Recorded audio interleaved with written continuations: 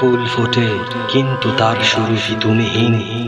সে ফুল আমি চাই না, সে ফুল আমার জন্য অর্থহীন। বসন্ত আসে কিন্তু যেখানে তুমি নেই, সেই বসন্ত আমার কিসেরই বা প্রয়োজন, আমার জন্য তা আনন্দহীন।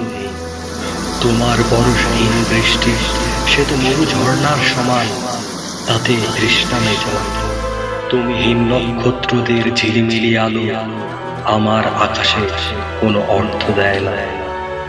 বুলবুলিরা তোমার নাম জপে, তোমাকে নিয়ে তাদের কণ্ঠ জেগে ওঠে। তুমি ছাড়া তাদের কণ্ঠে আমি কোনো সুর চাই না, আমি তাদের কাছে তোমার কথাই শুনতে চাই। ইয়া রাসূলুল্লাহ, ইয়া হাবিবাল্লাহ, আমার সব আশা সব চাওয়া তুমি। তোমার প্রেমে আমার হৃদয় পুড়ে যাক, অন্য কোনো প্রেমের আলো আমি চাই না। তোমার ভালোবাসার আলোয় আমার জীবন হোক আলোকিত। তোমার অস্তিত্বের মরুভূমি আমার জন্য যথেষ্ট। সেখানে তৃষ্ণা মেটাতে আমার জলের প্রয়োজন নেই। তোমার মুখের একটি হাসির জন্য এই দুনিয়া, এই সাম্রাজ্য আমি সব ছেড়ে দেব।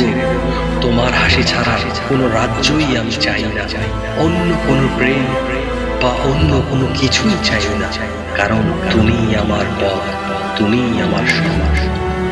তুমি ছাড়া এই জগতে আমার আর কিছু নেই, আর কোনো কিছুর প্রয়োজনও নেই।